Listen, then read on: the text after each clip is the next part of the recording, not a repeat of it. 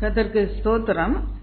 சங்கீதம் 121 1ஆம் வசனம் இப்படியாய் சொல்லுகிறது, எனக்கு ஒத்தாசை வரும் பர்வதங்களுக்கு நேராக என் கண்களை ஏறெடுக்கிறேன். இப்படியா சங்கீதக்காரன் சொல்லி அந்த சங்கீதத்தை ஆரம்பிக்கிறார். ஆரோகண சங்கீதம். அந்த நாட்களிலே அந்த ஒரு மலைப்பாங்கான இடத்துல அந்த தேவனுடைய ஆலயம் இருந்தது எருசலேமிலே. அதற்கு ஜனங்கள் பண்டிகை நாட்களிலே கர்த்தரை தொழுது கொள்ள கூட்டம் கூட்டமாக வருவார்கள். வரும்போது அப்படி ஒரு பழக்கம். ஜனங்கள் கூட்டமா இருந்தா என்ன பண்ணும், உடனே பேச ஆரம்பிச்சிடும் இல்லையா. அப்படி வீணாக சிந்தனை சிதறக்கூடாது என்று சொல்லி அந்த நடந்து தேவனுடைய ஆலயத்துக்கு போகும் வரைக்கும் பாடல்களை பாடிக்கொண்டே போவார்கள், கர்த்தரை துதித்துக் கொண்டே போவார்கள். இருதயம் எல்லாம் ஒருமுகப்பட்டதாக இருக்கும். நீ என்ன சாப்பாடு கொண்டு வந்த வழிக்கு, நீ என்ன கொண்டு வந்த, ஐயோ நான் கொண்டு வரல, சரி கவலைப்பட, இப்படி தேவையில்லாத பேசக்கூடாதுன்னு சொல்லிட்டு கர்த்தரை துதித்து கொண்டு பாடிக்கொண்டே போற. அப்படியான இது ஒரு ஆரோகண சங்கீதமாக இருந்தது. அப்போ அவர் சொல்லுகிறாரு, அப்படி பார்த்துக்கொண்டே கர்த்தருடைய ஆலயத்தை பார்த்துக்கொண்டே அப்படி பிரசன்னத்தை உணர்ந்து கொண்டே, கொஞ்சம் உயரமா இருக்கும் இல்லையா, அப்படி ஏறு எடுத்து பார்த்துக்கிட்டு தான் போக முடியும். அவர் சொல்லுகிறாரு, எனக்கு ஒத்தாசை வரும் பர்வதம், அதுக்கு நேராக என் கண்களை ஏறெடுப்பேன். அங்கிருந்தா எனக்கு ஒத்தாசை வரும். உதவி எங்க இருந்து வருங்க, கிழக்குல மேற்குல இருந்து வராது, கர்த்தர்கிட்ட இருந்தா ஒத்தாசை உதவி வரும் எனக்கு என்று சொல்லி சொல்லிக்கொண்டே போறாரு. என்னெல்லாம் அங்க நன்மை கிடைக்குதுன்னு அவர் சொல்லுறாரு. கண்களை ஏறெடுப்பேன், வானத்தையும் பூமியும் படைத்த கர்த்தரிடத்துல இருந்து எனக்கு ஒத்தாசை வரும். அப்ப கர்த்தரை நோக்கி பார்க்கும் போது, அப்படி பிரசன்னத்தை உணரும் போது எனக்கு ஒத்தாசை உதவி வரும். அவர்கிட்ட இருந்துதான் ஒத்தாசை உதவி வருகிறது என்று சொல்லி சொல்லிக்கொண்டே போகிறார். அவர் என்ன பண்ணுவோம், காலை தள்ளாட விட்டார். நான் விழுவதில்லை, சரிக்கு விழுவதில்லை, மலையில ஏறுவேன், நான் போக வேண்டிய தூரம் இன்னும் ரொம்ப இருக்கு. அவர் என்ன பண்ணுவாரு, என் காலை தள்ளாட விட்டார். நான் சரிக்கு விழுவதில்லை. உன்னை காக்கிற தேவன் உறங்கார். இதோ இஸ்ரவேலை காக்கிறவர் உறங்குவதும் இல்லை தூங்குறதும் இல்லை. கர்த்தர் உன்னை காக்கிறவர், கர்த்தர் உன் வலது பக்கத்திலே உனக்கு நிழலாய் இருக்கிறார். பகலிலே வெயிலாயிலும் இரவிலே நிலவாயிலும் உன்னை சேதப்படுத்துவதில்லை என்று சொல். இரவு பகல் நம்மை காக்கிற தேவனாக இருக்கிறார். உன்னை சேதப்படுத்துவதில்லை. கர்த்தர் உன்னை எல்லா தீங்குக்கும் விலைக்கு காத்து அவர் உன் ஆத்துமாவையும் காப்பார். எல்லா தீம், உலகத்துல ஒரு எல்லா தீமன்னாலும் சரி, விலைக்கு காத்தார உங்களை. முக்கியமா காக்க வேண்டியது அந்த ஆத்மா, அதையும் அவர் காப்பார் என்று சொல்லி சொல்லுகிறார். கர்த்தர் உன் போக்கையும் உன் வரத்தையும் இது முதற்கொண்டு என்றைக்கும் காப்பார் என்று சொல்லி இந்த கண்களை ஏறெடுப்பேன். ஏறெடுப்பேன் என்று சொல்லும்போது அது ஒரு விதமான ஜெபம். கர்த்தரை நோக்கி பார்க்கிறது ஒரு விதமான ஜெபம். அநேக வேளையில ஜெபிச்சு ஜெபிச்சு ஜெபிச்சிருப்பீங்க, இதுக்கு மேல என்ன ஜெபிக்கிறதுனே தெரியாத ஒரு கட்டம், உபத்திரம், சோர்வு, பயங்கள், டிஸ்கரேஜ்மெண்ட். அந்த நேரத்துல அவரை நீங்க நோக்கி பாருங்க, ஏறெடுத்து பாருங்க. உனக்கு ஒத்தாசை வானத்தையும் பூமியும் படைத்த கர்த்தரிடத்துல இருந்து வரும். அது என்ன இங்க உள்ள அர்த்தம் என்ன இருந்தாச்சு, வானத்தையும் பூமியும் படைச்சவர் எவ்வளவு வல்லமை. இது ஒரு சின்ன காரியம், உனக்கு இதை செய்யாம இருப்பாரா? அவருக்கு வல்லமை உண்டு. கரங்களை தட்டி கர்த்தரை மேம்படுத்தும். அந்த மத்தியான வேளையில் அல்லேலூயா இதை செய்வார். அநேக வேளையில் வார்த்தை இல்லை ஜெபிக்கிறோம். வார்த்தை இல்லாத சில ஜெபங்கள்லாம் உண்டு. கண்ணீர், கர்த்தர் சமூகத்துல நீ கண்ணீர் வச்சா அது ஒரு ஜெபம். அவர் நோக்கி பார்க்கிறது ஒரு விதமான ஜெபம். அவரை நினைச்சு பார்க்கிறது வார்த்தை இல்லாத ஒரு ஜெபம். யோனா அப்படிதான் கர்த்தரை நினைச்சு பார்த்தான் அந்த மீன் வயிற்றுக்குள்ள கிடந்து. அதனால ஜெபிக்க முடியல. கர்த்தரை நினைச்சு பார்த்தான. அப்போ கர்த்தர் அவனுக்கு ஒரு கிருபையை கொடுத்தார். மீன் வெளியே வந்து கக்கிட்டு போயிடுச்சு. அப்படியான ஒரு ஜெபம். அந்த கண்களை ஏறெடுக்கிறது. ஒரு சூழ்நிலை நமக்கு சில வேளைகளில வாய் திறந்து ஜெபிக்க முடியாத காலகட்டம் இருக்கும். அப்ப அவரை நோக்கி பார்க்கும்போது நீங்க பிழைப்பீங்க. அதுதான் அவர் சொல்றார், என்னை நோக்கி பார்த்தா பிழைப்பீங்க. என்ன சிலுவையில் அடிக்கப்பட்டு உயர்த்தப்பட்டவராய் இருக்கும்போது அநேக கேள்விக்குறிகள் இருக்கும் நம்முடைய இருதயத்துல. அப்ப அவரை சிலுவை நோக்கி பார்த்து நம்ம ரட்சிக்கப்பட வேண்டியது அவசியமா இருக்கிறது. வேதத்துல இருந்து சுருக்கமா ஒரு எப்படி ஏற எடுத்து ரட்சிக்கப்பட்டார்கள் ஜெபத்து பதில் கிடைத்ததுன்னு சொல்லி வேகமா ஒரு சில காரியங்களை வைக்க விரும்புகிறேன். எல்லாம் உங்களுக்கு தெரிந்த பகுதி தான். அவரை நோக்கி பார்க்கும்போது நாம் அவர் மேல வச்சிருக்கிற நம்பிக்கையை வெளிப்படுத்துறோம், விசுவாசத்தை வெளிப்படுத்துறோம், தாழ்மையை வெளிப்படுத்துறோம். எனக்கு முடியாத ஆண்டவரே நீங்க தான் செய்யுங்க என்று சொல்லி நம்முடைய தேவ பக்திய வானத்துல இருக்கிற பெரிய ஒரு பரிசுத்தர், வானத்தையும் பூமியும் படைத்தவர் என்று சொல்லி நம்மை தேவ பக்திக்குரிய பிள்ளைகளாய் மாற்றுகிறது. கெஞ்சுறதுக்கு அடையாளமாய் இருக்கு. வார்த்தை இல்லாம இப்படியாக ஜெபிக்கலாம். ஒரு சில வேலை எல்லா நேரத்திலையும் நான் சொல்ல. ஆதியாகமத்தின் புஸ்தகம் 18ஆம் அதிகாரம் 2ஆம் வசனம். நான் அந்த குரோனாலாஜிக்கல் ஆர்டர்ல சொல்லிட்டு வரேன், நிறைய பகுதிகள் இருக்கிறது. 18:2 கண்களை ஏறெடுத்து பார்க்கும்போது யாரு பார்த்தா 18 சரி சொல்லு.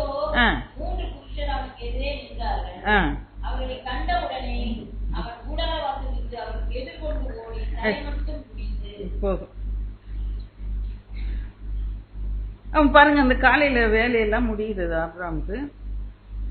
அவர் என்ன பண்ணுகிறாரு, உஷ்ண வேலை, உஷ்ணமாயிட்டு. அப்ப அந்த நேரம் வெளியே போய் ஒன்னும் வேலை செய்ய முடியாது. அவன் உட்காந்துக்கிட்டான், கூடார வாசல் உட்காந்துட்டு கண்களை ஏறெடுத்து பார்த்தான். சும்மா பார்த்தான், போற வரவங்களை வேடிக்கை பார்த்தான்னு அதுல அர்த்தம் இல்லை. கண்களை ஏறெடுத்து பார்த்தான்னு சொல்லும்போது கர்த்தர் அவனை சந்திக்கிற வேலையை அவன் அறிந்திருக்க. அவன் மனசுக்குள்ள கர்த்தரையே நினைத்து கொண்டு இருந்தான். இந்த 18ஆம் அதிகாரத்துல ஆபிரகாமுக்கு குழந்தை பிறந்திருந்ததா, ஈசாக்கு பிறந்திருந்தாரா? அப்போ கர்த்தரையே நம்பிக்கிட்டு இருக்க. என்னைக்காவது ஒரு நாள் அவர் கொடுத்த வாக்குத்தத்தம் என் வாழ்க்கையில நிறைவேறும், குழந்தைய தர்றேன்னு சொல்லி இருக்கிறார், கட்டாயம் தருவார் என்று சொல்லி நம்பிக்கையோட எப்பொழுது என்னை அவர் சந்திப்பார் என்று சொல்லி அந்த ஏக்கத்தோட உட்காந்து இன்னும் அந்த வாக்குத்தத்தம் என் வாழ்க்கையில நிறைவேற. சோம் கொடுப்பேன்னு சொல்லி இருக்கிற, சோம் கொடுத்தாரா? குழந்தை கொடுப்பேன்னு சொல்லி இருக்கிறாரு, கொடுத்தாரா? இன்னும் கொடுக்கல. ஆனா ஏக்கத்தோட உட்கார்ந்து இருக்கிறான். யாரோ போறாங்க வர்றாங்கன்னு தெரியல. கர்த்தர் என்னை சந்திக்கிற அந்த நேரத்தை அவன் அறிந்திருந்தான். அவன் ஏறெடுத்து பார்த்த போதுதான் அந்த கர்த்தர் அவனை சந்திக்க வருகிறத அவனால உணர்ந்து கொள்ள முடிந்தது. சும்மா உட்கார்ந்து இருந்தான்னா யாரோ போறாங்க யாரோ வர்றாங்க ரோட்ல அப்படின்னு உட்கார்ந்து இருந்திருப்பான். ஆனா அவனுடைய உள்ளம் கர்த்தருடைய பிரசன்னத்தை ஏங்கி நாடி கொண்டிருந்தது. அதனாலதான் அவனை பார்க்கும்போது, ஏறிட்டு பார்க்கும்போது அந்த கர்த்தர் சந்திக்கிற வேலையை அறிந்து அவங்கள உள்ள கூப்பிடுறான். நான் வேகமா சொல்லிக்கிட்டே போறேன், நிறைய காரியங்கள் இருக்கிறது, இதை குறித்து இன்னும் பேசலாம். ஆனா நான் அதை விட நிறுத்திக்கணும். நம்முடைய இருதயம் ஏங்குகிறதா கர்த்தருடைய பிரசன்னத்துக்காக? அவரை நோக்கி பார்த்து ஏங்கி கொண்டு எப்பொழுது என் வீட்டுக்கு வருவீர், சங்கீதம் எப்பொழுது என் வீட்டுக்கு வருவீர், உத்தம இருதயத்தோடு நான் நடந்து கொள்வேன் என்று சொல்லி காத்திருக்கேன். பாருங்க, இன்னொரு வசனத்தை பார்க்கலாம். 22ஆம் அதிகாரம் ஆதியாகமம் 13ஆம் வசனம் வாசி. ஆபிரகாம் தன் கண்களை ஏறெடுத்து பார்க்கும் போது பின்னாக புதரிலே ஆட்டுக்கடா போதும். இங்க பாருங்க, அது என்ன கட்டத்துல அந்த வசனம் எழுதப்பட்டிருக்கிறது நீங்க வேற வாசிப்பீங்க, உங்களுக்கு நல்லா தெரியும். அங்க ஒரு பலிபீடம் இருக்கு, ரெடியா இருக்கு. அதுல கர்த்தருக்கு கீழ்ப்படிந்து கர்த்தருக்கு பயந்தவனா இருந்தபடினாலே ஈசாக்க பலியிடுன்னு சொன்ன போது பலியிட எல்லாம் ஆயத்தப்படுத்தி ஈசாக்க அதுல கட்டி வச்சுட்டு கத்தியை எடுக்கிறான். ஆனா கர்த்தருடைய வார்த்தை அவனை அந்த தவறை செய்ய விடாதபடி நிறுத்தி, ஆபிரகாமே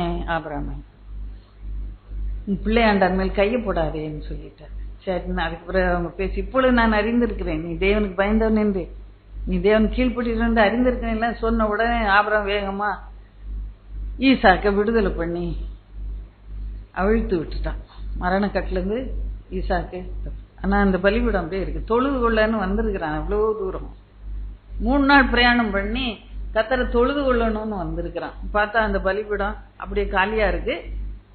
முதல்ல அவனுக்கு தெரிஞ்சிருந்தா ஆட்டுக்குட்டியெல்லாம் கொண்டு வந்திருப்பான். ஆனா முதல்ல என்ன ஆண்டவர் சொன்ன, ஈசாக்க தான் வைக்கணும் அப்படின்னு. அப்ப எவ்வளவு ஷுவரா அவன் அந்த ஆட்டுக்குட்டியே கொண்டாடாம அந்த ஆராதனைக்கு வந்திருப்பான். இப்ப கர்த்தருக்கு பலி செலுத்த வந்திருப்பான். அவன் ஒருவேளை மனசுல இல்ல ஈசாக்க பலியிடாம ஒரு ஆட்டுக்குட்டியை விட்டுலான்னு ஒரு ஆட்டுக்குட்டி கொண்டு வந்திருக்கலாம். எவ்வளவோ மந்தையில இருந்து ஆயிரக்கணக்கா கொண்டு வர. அப்படி விசுவாசத்தை பாருங்க. நம்முடைய விசுவாசம் அப்படியா இருக்கிறதா? மரித்தாலும் ஈசாக்கு உயிரோடு எழுப்ப வல்லவர் என்று சொல்லி அவனுடைய இருதயம் கர்த்தரை நோக்கி பார்த்துட்டே இருந்துச்சு. என்ன எப்ரேல சொல்றத பார்த்தா, ஈசாக்க பலியிட்டுருவேன், பலியிடுறதுன்னா வெறுமையா வெட்டுறது மாத்திரம் இல்லை, அப்படியே தகன பலியாக, என்ன தகன பலியா பலியிடுன்றாரு. நெருப்பும் வச்சு அது சாம்பலா மரித்தோரிலிருந்து அவனை உயிரோடு எழுப்ப வல்லவர் என்று விசுவாசம். சாம்பலா போயிடுவான், உயிரோட தருவாரு ஈசாக்க அப்படின்னு கொஞ்சம் விசுவாசத்தை பாருங்க. எவ்வளவு ஒரு மகிமையான விசுவாசம். அது வெறுமையா இருக்கு. அந்த பலிபீடம் ஈசாக்க எழுந்து வந்துட்டான். அப்புறம் என்ன பண்ணுறான் ஆபிரகாம் என்று சொல்லி பார்க்கும், கண்களை ஏறெடுத்து பார்க்கிறேன். கர்த்தருக்கு எப்படியான ஆராதனை செய்யணும். அப்பொழுதுதான் அந்த கண்கள்ல அந்த ஆட்டுக்குட்டி படுகிறது. இப்போ நமக்கு கர்த்தருக்கு ஆராதனை செய்ய அப்படியான ஒரு வாஞ்சை உண்டா? சரி, தப்பிச்சம் பழிச்சோன்னு ஈசாக்க கூட்டிட்டு ஓடி இருந்திருக்கலாம் டவுன் த ஹில். தப்பிச்சு ஓடி திரும்ப எங்க ஆண்டவர் மனசை மாத்தி ஈசாக்க ஏத்து படி கட்டணம் ஏத்துன்னு வரும். நம்ம ஓடி இருந்திருப்போம். திரும்பி பார்க்காம அந்த இடத்த விட்டு ஓடி இருந்திருப்போம்.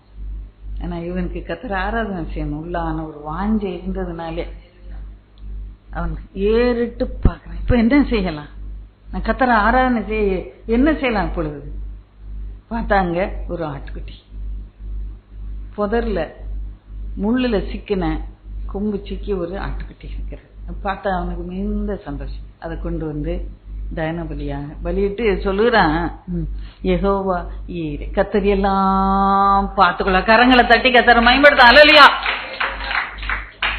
நம்முடைய இருதயம் அப்படியே கர்த்தருக்கு ஆராதனை செய்ய வாஞ்சையோடு ஒரு தருணத்தை பார்த்து கொண்டு இருக்கிறதா? எப்பொழுது நான் கர்த்தருக்கு ஆராதனை செய்வேன் என்று சொல்லி நம்முடைய இருதயம் ஏக்கத்தோடு இருக்கிறதா? அவர் கர்த்தர் எல்லாம் பார்த்து கொள்வார். எனக்கு யெகோவா ஈரே.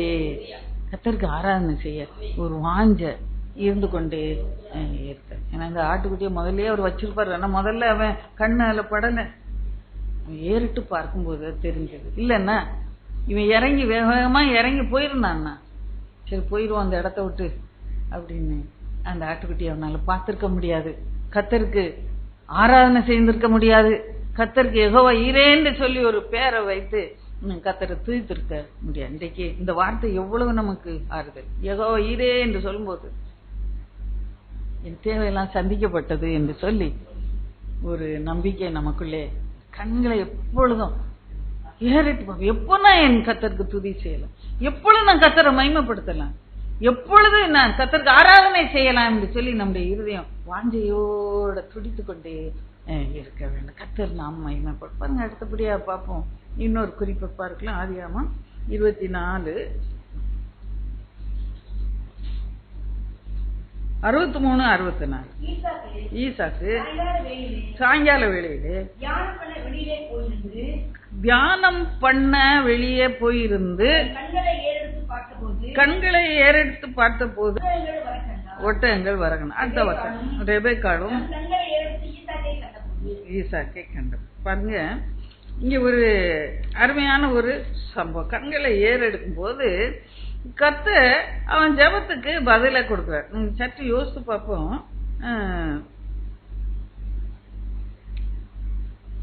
ஆபிரகாம் எலியேசார அழைப்பித்து, நீ போய் மகனுக்கு பெண் ஒன்று பார்த்துட்டு வா அப்படின்னு அனுப்புறான். அது ஈசாக்குக்கு தெரிஞ்சிருக்காதா? ஈசாக்குக்கு அது தெரிஞ்சிருக்காதா? அப்போ மனசுக்குள்ள ஒரு எவ்வளவு பெரிய எக்ஸைட்மெண்ட் இருந்திருக்கும், சற்று யோசிச்சு பாருங்க. அம்மா அப்பாவும் ஒரு மாப்பிள்ளை பார்க்க உங்களுக்கு போறாங்க. முதல்ல நேரம் அவங்கள கூப்பிட்டு போக மாட்டாங்க இல்லையா, அவங்க போய் பார்ப்பாங்க. அவங்க போயிட்டாங்கன்னா வர்ற வரைக்கும் என்ன நியூஸ் வருதுன்னு நம்ம இருந்தீங்களா இல்லையா? சில நேரம் அப்பாவை பார்த்துட்டு கொஞ்சம் வழுக்கையா இருக்கு வேண்டாம் அப்படின்ட்டு வந்துடுவாங்க. நடந்திருக்கா நம்ம வாழ்க்கை. இங்க ஈசாக்குக்கு தெரியும், இவன் எப்போதும் போல தியானம் பண்ண போய் நிக்கிறான். அப்போ அந்த ஒரு மாசம் ஒரு வேளை இவங்க போயிட்டு வர ஒரு மாசம் எனக்கு தெரியல இருந்தா தினம் அங்க போய் நின்று எனக்கு நல்ல பெண்ணை கொண்டாங்க ஆண்டவரே அப்படின்னு ஜெபிச்சிருப்பாங்க.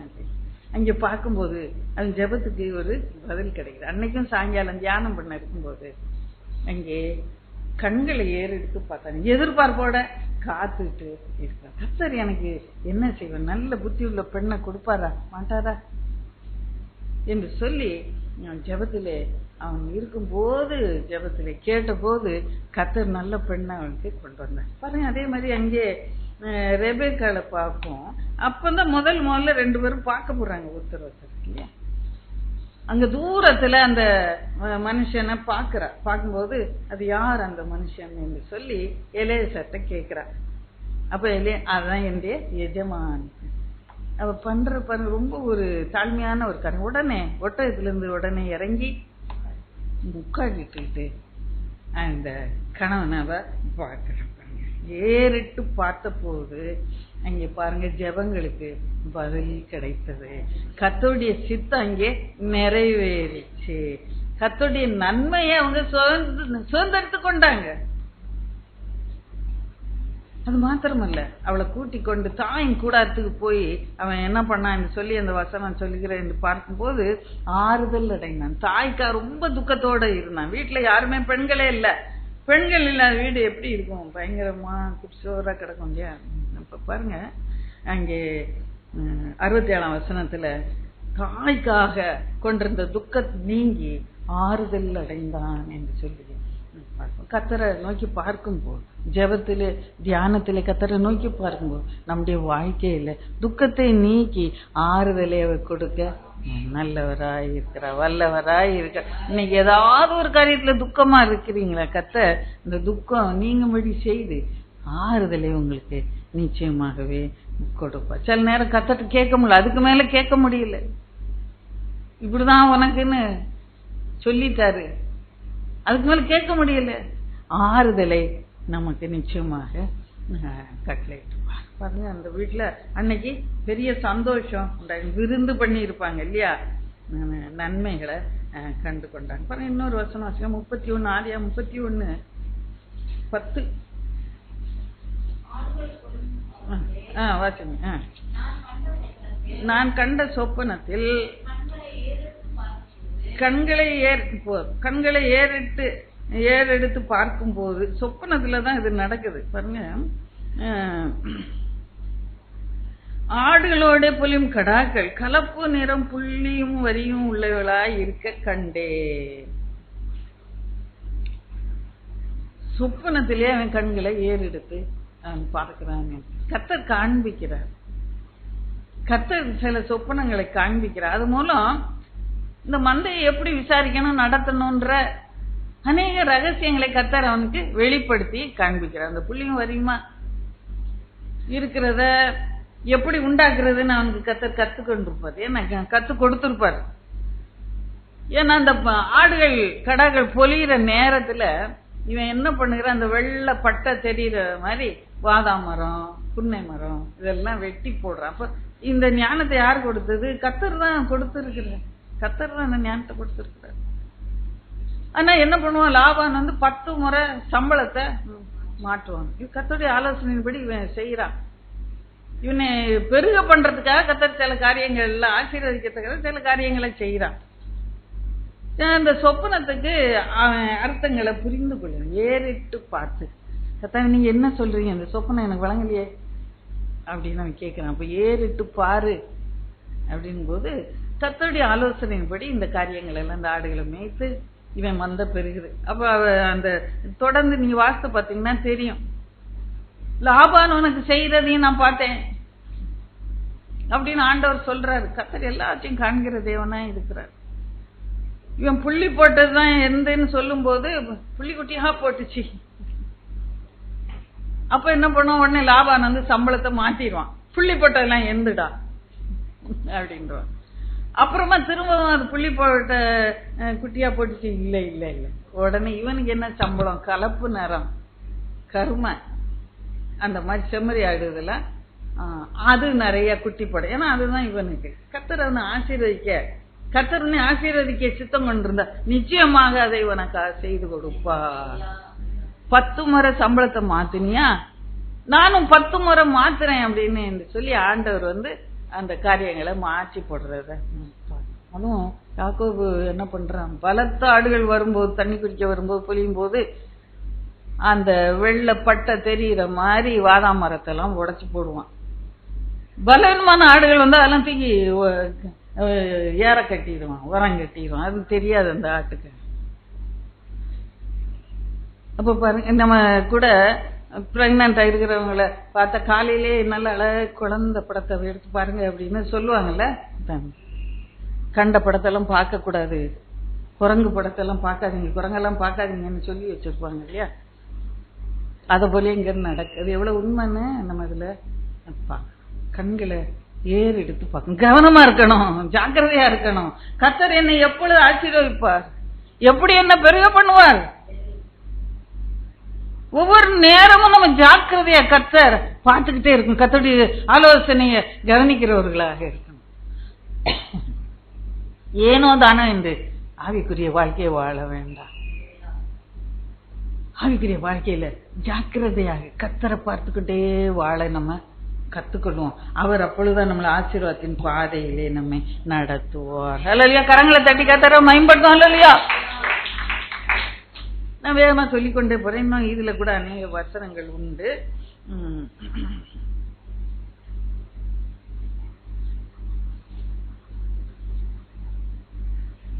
யோசுவாவின் புஸ்தகம் 5ஆம் அதிகாரம் 13ஆம் வசனம்.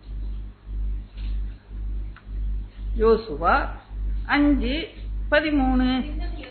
பின்னும் யோசுவா எரிகோவின் வெளியிலிருந்து தன் கண்களை ஏறெடுத்து பார்க்கும்போது, வாசிங்க, இதோ ஒருவர் அவனுக்கு எதிரே நின்றார், உருவின பட்டயம் அவர் கையில் இருந்தது. யோசுவா அவரிடத்தில் போய், நீர் எங்களை சேர்ந்தவரோ எங்களை சத்துக்களை சேர்ந்தவரோ என்று கேட்டார். 14 வாசிங்க, நல்ல வாசி. அதற்கு அவர் அல்ல, நான் கர்த்தருடைய சேனையின் அதிபதியா இப்பொழுது வந்தேன். மாங்குப்புற விழுந்து பணிந்து கொண்டு அவரை நோக்கி, ஆண்டவர் தமது அடியனுக்கு சொல்லுகிறது. இப்ப பாருங்க, இந்த ஏறிட்டு பார்த்தா எரிகோவின் வெளியில அடுத்த கட்டம் அவங்க அந்த எரிகோவுக்கு தான் போகணும். யோர்தானை தாண்டியாச்சு, விருத்த சேதனம் பண்ணியாச்சு. They are poised to enter and promised land. அந்த நேரம் இஷ்டத்துக்கு அவன் நுழைஞ்சான அந்த இதுக்குள்ள, கானான் தேசத்துக்குள்ள இஷ்டத்துக்கு ஆளை வச்சு போகலான்னு பார்த்தானே. இல்ல, அந்த பஸ்கா ஆசரிக்கிறாங்க. அந்த சாயங்காலத்துல அவன் அடுத்த நாள்ல என்ன பண்ணணும்ன்றத தியானம் பண்ண அங்க நின்று கொண்டு இருக்கான். உத்தரவு இல்ல அவன் பக்கத்துல. அவன் ஏறிட்டு பாக்குறான், எரியோ கோட்டை, இது இவ்வளவு பெருசா இருக்கே ஆண்டவரே, நான் எப்படி இத தாண்டி போவேன், இதை எப்படி நான் ஜெயிப்பேன், அவங்க எல்லாம் கானானியர் ரொம்ப பலத்தவங்க, யுத்தத்துல பழகினவங்க. அவ்வளோ பெரிய கோட்டை உள்ள ஒரு நகரத்துல வாசம் பண்ணுங்கிறான். அதுல ராஜா உண்டு. இவங்க இஸ்ரேல் ஜனங்கள் வனாந்தரத்துல நடந்து வந்தவங்க, எகிப்து தேசத்துல அடிமை வேலை செய்தவர்கள். யுத்தத்துல எந்த பழக்கமும் கிடையாது, யுத்த ஆயுதங்களும் கிடையாது. ஆனா நீங்க தர்றேன்னு சொல்லி இருக்கிறீங்க, நான் அதுக்குள்ள எப்படி போ. இன்னைக்கு நம்ம எரியோ கோட்டைகள் நம்முடைய வாழ்க்கையில இருக்கும். என்ன செய்தனே தெரியாது அடுத்த கட்டம். அப்படியான கட்டத்துல இவன் என்ன பண்ணுகிறான், தனியா சாயங்கால வேளையில நின்று அங்க ஏறிட்டு பார்க்கிறான். அந்த கோட்டைய ஏறிட்டு பார்க்கிறான். அப்போ உனக்கு ஒரு தரிசனம் சொல்லப்படுது. அவன் கூடாரத்துல இருந்து குமாரம் அடிச்சுட்டு இருந்தான்னா அந்த தரிசனம் கிடைச்சிருக்குமா? அப்போ தனியாக உலகத்திலிருந்து, இனத்திலிருந்து, ஜனத்திலிருந்து, அந்த இஸ்ரேல் ஜனங்கள்ல இருந்து பிரிக்கப்பட்ட நான் தனியாக வந்து நின்று ஏறிட்டு பார்க்கிறேன். கத்தரை ஏறிட்டு அங்க பார்க்கிற வேளையிலே கத்தோடைய தரிசனம். போய் கேட்கிறேன், தைரியமா கேட்கிறேன். அங்க ஒருவர் உருவன பட்டயத்தோடு நின்று கொண்டு இருக்கிறார். எங்களை சேர்ந்தவரா இல்ல எங்க சத்துருவை சேர்ந்தவரா கேட்டுக்கலாம். எதுக்கும் அவனுக்குள்ள பயம். சத்துருக்கள் பட்சத்துல அவன் நின்று இவங்களை வெட்டி போட வந்து நிக்கிறானோன்னு ஒரு வேளை நினைச்சிருக்க கூடும். அதனால்தான் அந்த கேள்வி கேட்டேன், எங்களை சேர்ந்தவரா எங்க சத்துருக்களை சேர்ந்தவரா அப்படின்னு. அப்போ ஒண்ணு அந்த தூதன் என்ன சொல்லி இருக்கணும், நான் உங்களை சேர்ந்தவன் தானே சொல்லி இருந்திருக்கணும். ஏன் அப்படி சொல்ல அல்ல இல்ல அப்படின்ட்டான். அப்ப நீங்க பாத்தீங்கன்னா கொஞ்சம் யோசித்து பாத்தீங்கன்னா ஒன்ன சேர்ந்தவனும் அல்ல, சத்துருவை சேர்ந்தவனும் அல்லன்னு சொல்ற மாதிரி தானே இருக்கு. நீங்க யோசித்து பாத்தீங்கன்னா இல்லப்பா நான் ஒன்ன சேர்ந்தவன் தான் அப்படின்னு சொன்ன எடுத்த உடனே சொல்லல. அப்ப ஏன் அல்ல என்று சொன்னான்,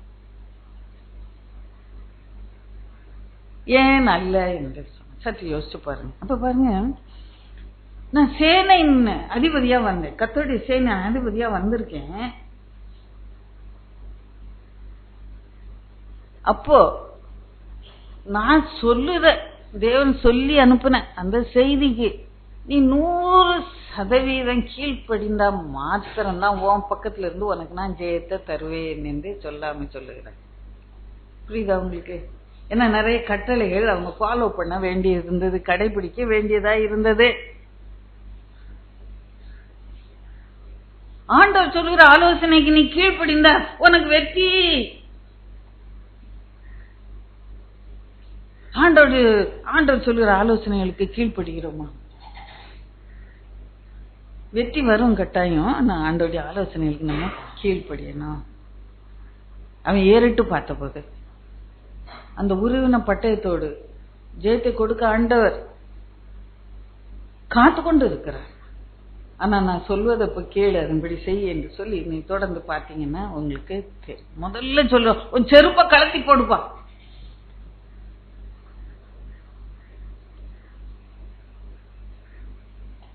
செருப்போட நின்னுட்டு, செருப்புனா நான் லிட்டரலா வார்த்தை அளவுல செருப்பை கலத்தி போட்டுப்போம் அப்படி சொல்லல. செருப்பு என்று சொல்லும் போது ஆயத்தம். செருப்பு போட்டானே வீட்டுல குட்டி பிள்ளைங்க இருந்தா இன்னும் பிடிச்சிக்கிறோம், இங்கேயோ அம்மா விட்டுட்டு போறான்னு பிடிச்சிக்கிடுவான்னு ஆயத்தமா இருக்கிறாங்க அம்மா வெளியே போவேன்னு. அல்லது எங்க போறீங்க பாட்டிமா கேட்கும், எங்க போறீங்க அப்பா கட்டி பிடிச்சிட்டு கூட தொத்திட்டு போலாமான்னு பார்க்கணும். செருப்பு என்பது ஆயத்தம். நம்ம எவே சொல்லியும் பார்க்கணும், செருப்புனாலே ஆயத்தம். அப்போ ஆயத்தமா நான் இருக்கிறேன், என்னால முடியும் அப்படின்னு யோசுவா நினைச்சிடக்கூடாதுன்ட்டு செருப்பு முதல்ல கட்டி போட்டு, உன்னால முடியாது, நீ ஏன் செருப்பை போட்டு நிக்கிற, இப்போ ரெடியா யுத்தத்துக்கு போற மாதிரி, உன்னால முடியாதுப்பா. சுயபலன், சுய நம்பிக்கை, என்னால கூடும் என்ற அந்த சுயத்தை நம்ம முதல்ல எடுத்து போட வேண்டியதாக இருக்கிறது. அது எடுத்து போட்டோன்னே பேசுறோம், பெரிய ஆலோசனை வருது. நீங்க என்ன பண்ணுங்க, மொத்தம் 7 நாள் சுத்தி வரணும். 6 நாள் ஒவ்வொரு வச எரியக்கோட்டையை சுத்தி வரணும், மௌனமா சுத்தி வரணும். அதுல எல்லாம் பிசுறு இருந்தா அவனுக்கு வெற்றி கிடைச்சிருக்க. அப்படியே அவங்க கீழ்ப்படிஞ்சாங்க. ஏறிட்ட பார்ப்போம் தேவனுடைய ஆலோசனை வந்தது. அவன் வெறுங்காலோட நின்று என்னால முடியாது, அப்ப உமால முடியும், நீங்க சொல்லுங்க நான் கேட்கிறேன்னு சொல்லி இந்த ஆலோசனை எல்லாம் கேட்டுக்கொண்டு 7வது நாள் 7 வருஷம் சுத்தி 7வது முறை சுத்தும் போது 6 பெரியங்க. எவ்வளவு கணக்கு கரெக்டா யோசுவாதகன் நந்த செவி கொடுத்து வந்து அது அப்படியே கீழ்ப்படியும் போது அவங்களுக்குள்ள வெற்றி வந்தது. கர்த்தரை ஏறிட்டு பார்க்கும்போது கர்த்தருடைய ஆலோசனைக்கு நம்ம செவி கொடுக்கிறது மாத்திரம் அல்ல, கீழ்ப்படிய வேண்டியதும் அவசியமாக இருக்கு. அப்பொழுது நமக்கு வெற்றி நிச்சயமா நமக்கு கர்த்தர் தருவார். நேரு ஜெபிக்க வருவாங்க, ஆலோசனை கேட்பாங்க. ஆனா ஆலோசனைக்கு கீழ்ப்படியவே மாட்டாங்க. இப்படி செய்யுங்க அப்படி செய்யுங்க, இந்த இடத்துக்கு போங்க, கேட்க மாட்டாங்க. நம்ம இன்னைக்கு கர்த்தருடைய சமூகத்துல ஆலோசனை கேட்கறது மாத்திரமல்ல, அதுக்கு கீழ்ப்படியவும் அவசியமா இருக்கு. அபிஷேகம் கொடுத்துக்குவாங்க, அபிஷேகத்தை புதுப்பித்துக் கொள்ளுங்க, வரமாட்டாங்க. உபவாசம் ஜெபிங்க மாட்டாங்க, அவங்க எல்லாம் கிடக்காங்க. நாங்க ஒரு நாள் எங்க வீட்டுல ஒரு குடும்பம், ஒரு சொந்தக்கார குடும்பம் வந்து இருந்தது. நாங்க அன்னைக்கு உபவாசம் இருந்துட்டு இருக்கோம் எங்க வீட்டுல. அவங்களுக்கு வேண்டியதெல்லாம் நான் செஞ்சு வச்சிருவேன், மேசையில கொண்டு வச்சிருவேன், சமத்தியா செஞ்சு போட்டுறேன், தின்னு எடுத்துன்னு. நாங்க ஊழியம் முடிஞ்சாதான் நாங்க அப்போ அது உள்ள பேசிக்கிறது 2 இந்த குடும்பத்துல. ஏமா அவங்க எல்லாம் உபவாசம் இருக்கிறாங்க இன்னைக்கு வெள்ளிக்கிழமையா, அதுல இன்னொன்னு சொல்லு, எல்லாம் கிடக்குங்க அது சாப்பிடாம, நம்ம சாப்பிடலாம்.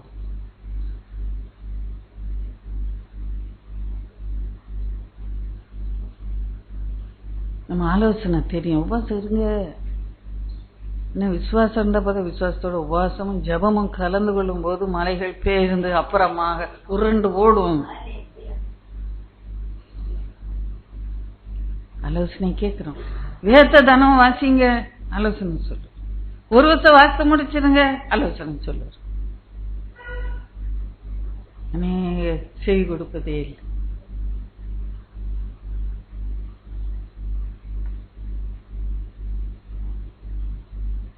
ஏன் தோல்வி நம்முடைய வாழ்க்கையில்? சற்று யோசித்து பார்த்தோம்.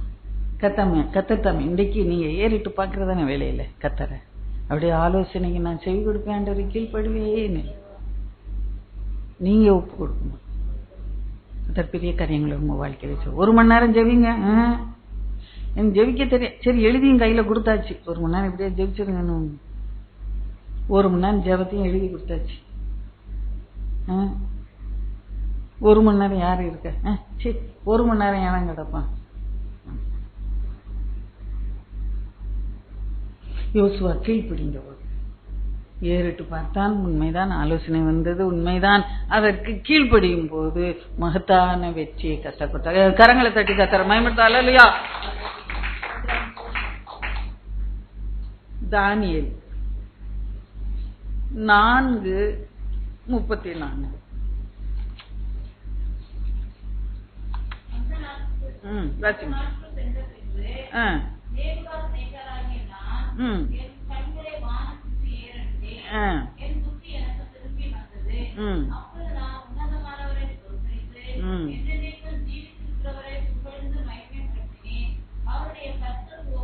போதும் பாருங்க, இங்கே ஒரு புறஜாதி ராஜா நேபுகாத் நேச்சார். அந்த நேபுகாத் நேச்சார்னா கர்த்தருக்கு ரொம்ப இஷ்டம். நீங்க அந்த ஹிஸ்டரி எல்லாம் பார்த்தீங்கன்னா தெரியும். வச்சுதான் அந்த இஸ்ரேல் ஜனங்களெல்லாம் சிறைப்பிடிச்சு கொண்டு வர்ற நேபுகாத் நேச்சார். ஏன்னா கையில ஆயுதமா அவனை பயன்படுத்தினார் நேபுகாத் நேச்சார். அவன் என் ஊழியக்காரன் என்று ஒரு இடத்துல சொல்லுவார். பாருங்க,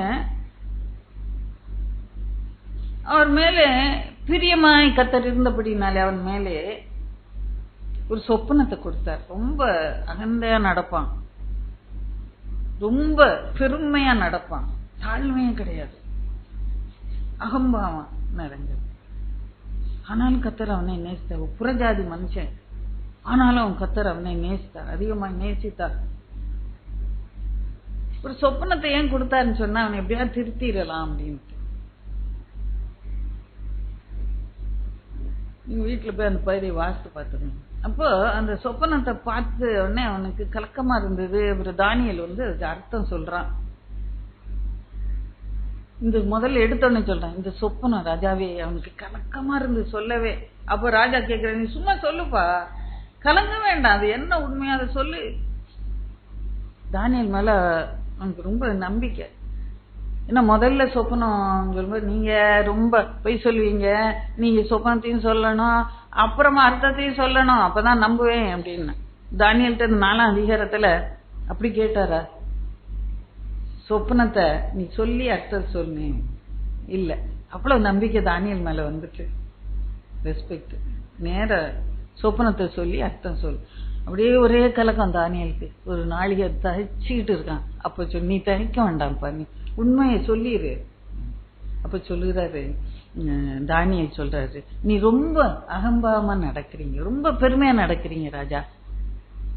நீங்க தாழ்த்தலன்னா உங்களுக்கு பெரிய ஒரு அழிவு இருக்குன்னு சொல்லிடுறான், உண்மையை சொல்லிடுறான். அப்ப கூட அவன் திருந்தல, ராஜா திருந்தல. கொடுமையா சிலரை நடத்துவான். ராஜாக்கள் இஷ்டப்படி தண்டிக்கலாம்ல பிடிக்காதவங்கள, ரொம்ப அநியாயமா வாழ்ந்து கொண்டிருக்கிறான். அப்போ ஒரு நாள் என்ன ஆச்சு, ஒரு அந்த உப்ரிகையில நின்று பாக்குறான், பாபிலோன் தேசம் முழுவதும் தெரியுது அவனுக்கு.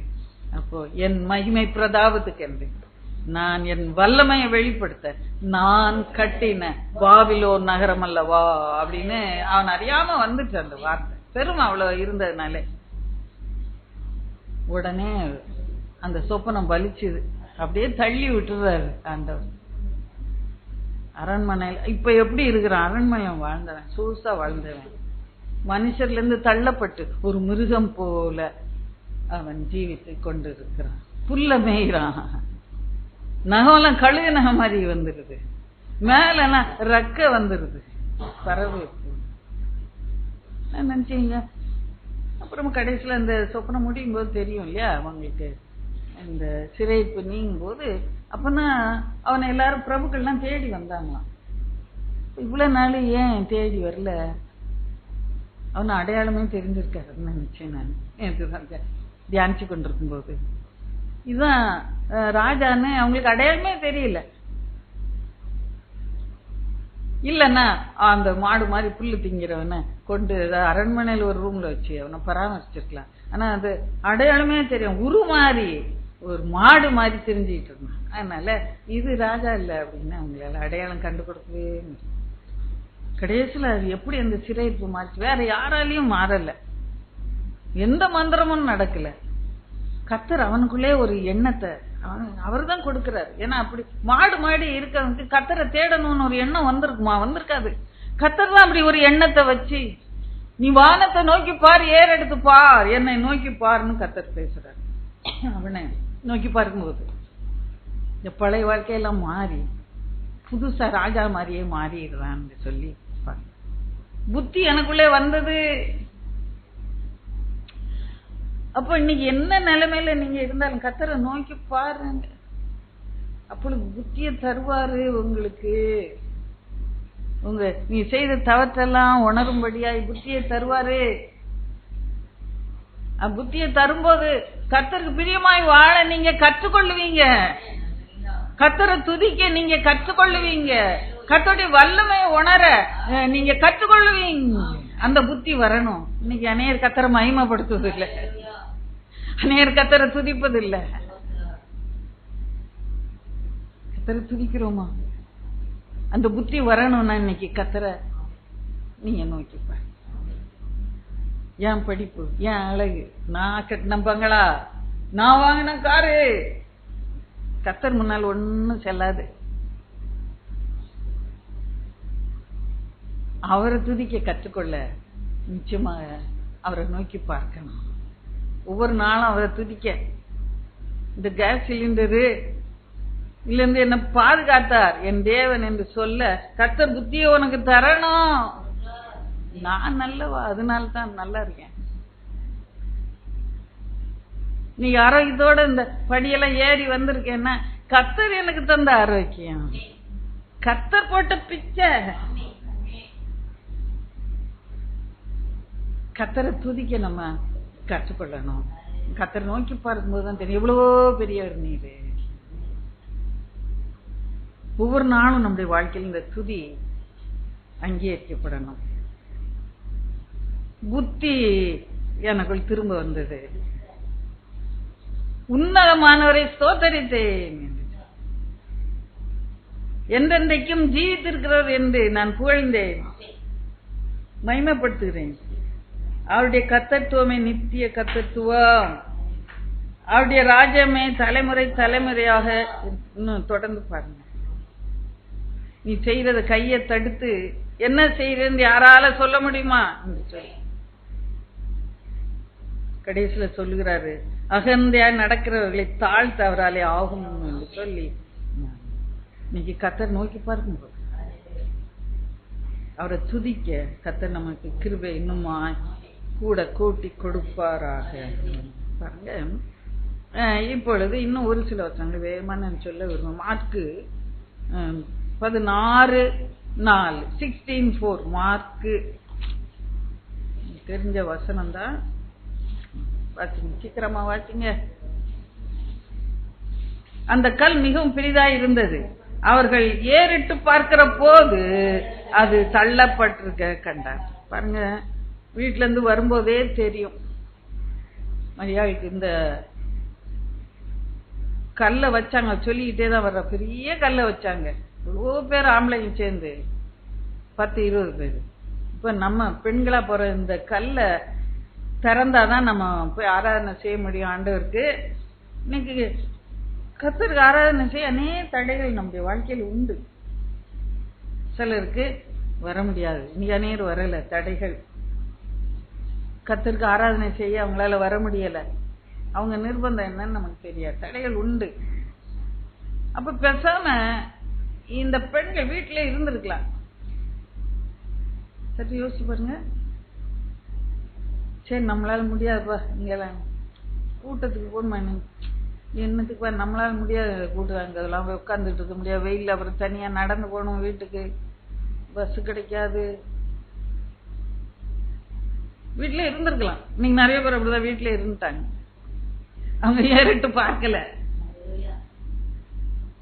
ஏறிட்டு பார்த்தாங்க, நாங்க கர்த்தாவே என்ன எப்படியாவது கொண்டு போயிருங்கன்னு சொன்னாங்கன்னா எப்படியாவது வந்திருக்கலாம் அவங்க. ஆனா ஏறிட்டு பார்க்க நமக்கு ஏன் இந்த ரொம்ப பேசாம இருந்துக்கலாம் அப்படின்னு. வீட்டுல இருந்து அற்புதத்தையே பார்க்க முடியல, முடிஞ்சிருக்காது அவங்களால இல்லையா? வீட்டுல இருந்தா முதல் தரிசனம் அவளுக்கு மரியாதை கிடைச்சிருமாங்க? கிடைக்க முதல்ல பார்த்தவங்களும் தரிசனம் கிடைச்சது தனியா இயேசு. முதல் அந்த கல்லு புரண்டிருக்குன்றத பாக்குறதும் அவங்கதான். அதையும் பார்த்துக்க முடியாது, யாராவது சொல்லி இருப்பாங்க. இன்னைக்கு நமக்கு போடுறாங்க இல்லையா, இதுதான் அந்த கல்றன்னு படம் போடுறாங்க, அதை பார்த்து இதுதான் அந்த கல்றையான்னு பார்த்துட்டு உட்காந்துருக்காங்க. நம்ம அவங்களுக்கு அந்த முதல் அது பாக்குற பாக்கியத்தை கிடைச்சு இந்த கல்ற எம்டி டூம் கத்தோட்டி வல்லமை அவங்களால முதல்ல ருசித்து பார்க்க முடியும். கரங்களை தட்டி கத்தர மயன்படுத்த இல்லையா? அந்த கல்ல புரட்டிட்டா இயேசு வெளியே வருவாருன்னா தூதன் வந்து புரட்டினா நன்று பழைய டிவோஷன்ல அதுல எழுதி உள்ள உயிர் தள்ளி நின்றுட்டு இருக்கிறாரு. இவங்க எல்லாம் அந்த தூதன் வந்து கல்ல திறந்த உடனே வெளியே நடந்து வந்தாரா? அது அப்படியே கல் அப்படியே இருந்தது. உனக்கு அந்த வல்லமை வெளிப்படுத்த, உயிர் தெளிந்த வல்லமை வெளிப்படுத்த இன்றைக்கு அது திறந்து வைக்கப்பட்டிருக்கிறது. ஏறிட்டு பார்க்கும்போது கர்த்தருடைய மகிமையை அவங்க கண்டு கொண்டாங்க. கரங்களை தட்டி கர்த்தர் மகிமை அல்லையா? நீ ஏறிட்டு பார்க்கும்போது, நீ கர்த்தர் நோக்கி பார்க்கும்போது நடக்கக்கூடாத சம்பவங்கள், அற்புதங்கள், அதிசயங்கள் காணும்படியாச்சுவார். கர்த்தருடைய வல்லமே உங்களால் காணும்படியாச்சுவார். கர்த்தருடைய வல்லமே நீங்க ருசி பார்க்கும்படியாக நிச்சயமாக ஏறிட்டு பாருங்க. அவங்க மனசுக்குள்ள ஒரு கலக்கம் இருந்திருக்கும். நான் கர்த்தரை ஆராதிக்கணும், இந்த கல்ல வச்சிருக்காங்களே, இந்த பாரத்தோட கர்த்தரை தேடின போது அவளுக்கு அங்க அற்புதம் காத்திருக்கு. பாருங்க, இன்னும் வேகமா சொல்லிடுற சில காரியங்களை. யோவான் 6:5 சீக்கிரமா வாசிட்டு நேரம் கடந்து விட்டது. வாசிங்க. இயேசு தம்முடைய கண்களை ஏறெடுத்து போதும் போதும் போதும். பாருங்க, திரளான ஜனங்கள் தமக்குள்ள வருகிறத சும்மா பார்க்கல, அவர் ஏறிட்டு பார்த்தாங்க, போர்சி பண்ணாரு சில காரியங்களை. இந்த ஜனங்கள் வருவாங்களே, 3 நாள் இருப்பாங்களே, அவங்க போகும்போது பட்னியா நான் சோர்ந்து போயிடுவாங்க, நான் ஏதாவது செய்யணும். இவ்வளவு அன்புள்ளவர், கரிசனை உள்ளவராயிருந்தார். உன்னை விசாரிக்கிறவர் அவர், உன் தேவையை அதிசயமாய் சந்திக்கிறவர் அவர். ஏன்டா இயேசு உன்னை பார்த்துட்டே இருக்கிறார், உன் தேவை என்னன்னு தெரியும். சும்மா பார்க்கல, ஏறிட்டு பார்க்க. ஐயோ, இந்த புள்ள துக்கத்தோட வந்து உட்கார்ந்து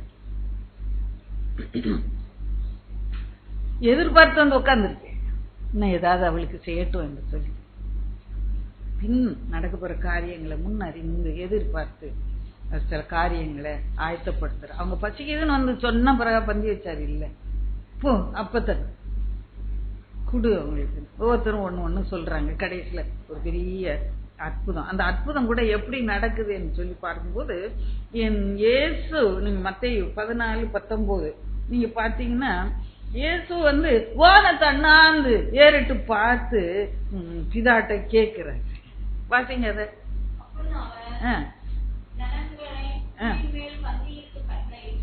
கட்லைட்டு அந்த 5 அப்பங்களையும் அந்த 2 மீன்களையும் எடுத்து வானத்தை அண்ணாந்து பார்த்து ஆசீர்வதித்து கொடுத்தாரு. இப்ப இயேசு இந்த அற்புதத்தை எப்படி செஞ்சாருங்க? அவரை பிதாட்ட கேட்டுதான் அந்த அற்புதத்தை செய்வார். ஏறிட்டு பார்த்தாரு. டெஸ்பரேட் கண்டிஷன்ல வேற என்ன நீங்க பண்ணுவீங்க? வானத்தை தான் அண்ணாந்து பார்க்கணும். அதனால வானங்கள் தேவனுடைய மகிமையை வெளிப்படுத்துகிறது. ஆகாய விரிவு கரத்தின் கிரியைகளை அறிவிக்கிறது. பகலுக்கு பகல் வார்த்தை, இரவுக்கு இரவு அறிவை தெரியும். வானத்தை அண்ணாந்து பார்த்துருக்கீங்களா என்னைக்காச்சும்? ஒன்னும் பாருங்க, அது ஆண்டவர் சொன்ன சின்ன காரியம், அதெல்லாம் பார்க்க மாட்டோம்.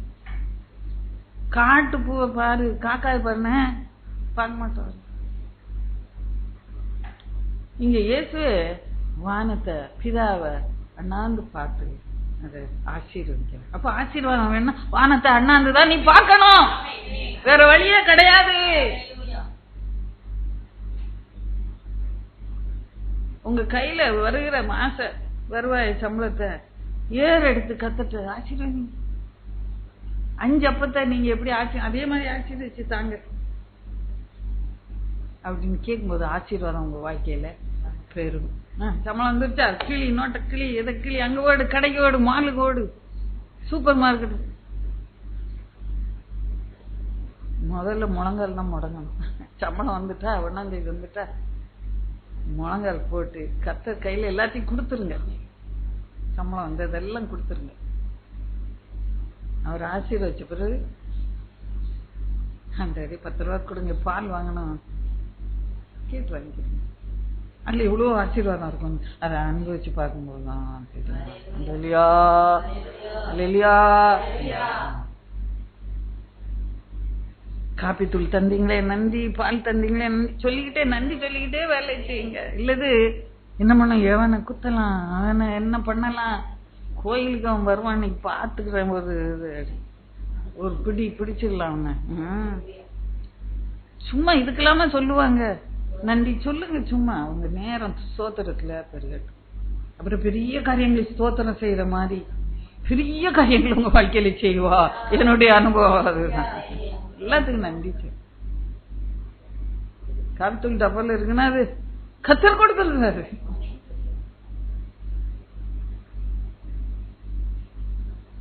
இந்த ஊர்ல காப்பித்தூள் இல்லாம எத்தனை பேர் காப்பி போடாம வீட்டுல இருக்காங்க தெரியுமா உங்களுக்கு? பால் இல்லாம கடுங்காப்பியை குடிச்சிட்டு இருக்காங்க தெரியுமா?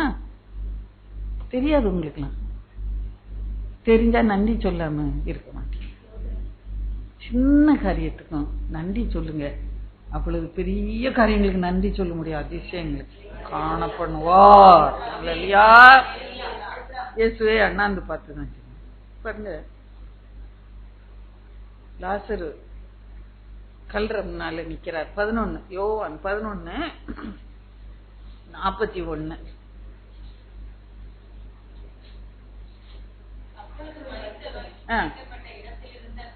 கல்லை எடுத்து போட்டார்கள்.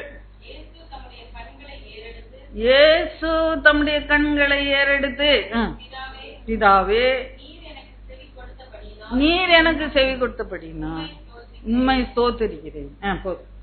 இயேசு அந்த கல்ற முன்னால் நின்றுட்டு அப்படின்னு கை அப்படி தட்டினார, மேஜிக் பண்ற மாதிரி. இல்ல இல்ல, பயபக்தியா, தாழ்மையா, கீழ்ப்படுதலோடு தாப்பன்ட்ட கேட்கிறார். அப்போ எவ்வளவு அதிகம் நம்ம வானத்தை அண்ணாந்து பார்க்க வேண்டியது அவசியமா இருக்கு. அப்படின்னா அந்த உலகத்தின் காரியங்கள் ஒண்ணுமே தெரியாது. இப்போ நம்ம ஒரு அற்புதம் கேட்கிறோம் வைங்க, குழந்தைய தாங்க, எனக்கு சோத்தை தாங்க, இந்த இங்க உள்ளதை பார்த்தோன்னா ஐயோ டாக்டர் சொல்லிட்டாரு, இப்படி சொல்லிட்டாரு, நோய் இருக்குன்னு சொல்லிட்டாரு. அதான் அந்த வானத்தை அண்ணாந்து பார்க்க வேண்டிய ரகசியம். இந்த பூமியில் உள்ள காரியங்கள் எல்லாம் டாக்டர் சொன்னதெல்லாம், மனுஷர் சொன்னதெல்லாம் நீ நோக்கி பார்க்காம நீ கர்த்தருடைய வார்த்தையவே நோக்கி பார்க்கிற, அதான் அடையாளம். டாக்டர் சொல்லிட்டாரு எனக்கு குழந்தை இருக்காங்க, அதெல்லாம் பார்க்காதீங்க, வானத்தை பாருங்க. வானத்தையும் பூமியை உண்டாக்கின கர்த்தரிடத்துல இருந்து எனக்கு ஒத்தாசை. டாக்டர் நோய் இருக்குன்னு சொல்லிட்டாரு, உள்ள புண்ணு இருக்குன்னு சொல்லிட்டாரு, அத பார்க்காதீங்க. வானத்தையும் பூமியும் படைத்த கர்த்தரிடத்துல இருந்து உனக்கு ஒத்தாசை வரத்தக்கதான் நீ கண்களை ஏறிட்டு. நானே காரியங்களை சொல்லலாம், நான் அதோட முடித்து கொடுக்குறேன். அந்த ஒரு கொன்னை வாயுள்ள ஒரு பிசாசு பிடித்தவனா கொண்டுறாங்க, ஊமை, கொன்னை வாயு, செவிடு. என்ன பண்ணா நீங்க வீட்டுல போய் பாத்துக்கோங்க. வானத்தை தான் அந்த பார்த்து எப்பத்தான் வானத்தான் சும்மா அவனை பத்தே சொல்லி இருக்கலாம்ல. கர்த்தருடைய ஒத்தாசைய அப்படியே வல்லமுடையவரு தன்னுடைய பிதாவை மகிமைப்படுத்த முடியாது பிதாட்ட கேட்கறது. இப்ப எவ்வளவு அதிகமாக நம்ம கர்த்தருடைய வல்லமை நோக்கி பார்க்கணும். மனுஷருடைய வார்த்தை எல்லாம் நீங்க நினைக்காதீங்க. அங்க ஒரு பிள்ளைக்கு குழந்தை இல்லை, அது எல்லாரும் பேசிக்கிடுறாங்க. 1 வருஷம் பிள்ளை இல்லாத அத்தையை கொண்டு பொண்ணை கையில கொண்டு கொடுத்து கூட்டு போனா அதான் இல்ல. மனுஷன் சொல்றதெல்லாம் கவனிக்காதீங்க. கர்த்தர் உங்களுக்கு என்ன சொல்லுகிறார் அதை நீங்க நம்புங்க, நிச்சயமா அற்புதங்களை செய்யும். முக்கியமா சொன்ன 4ஆம் அதிகாரம் யோவான்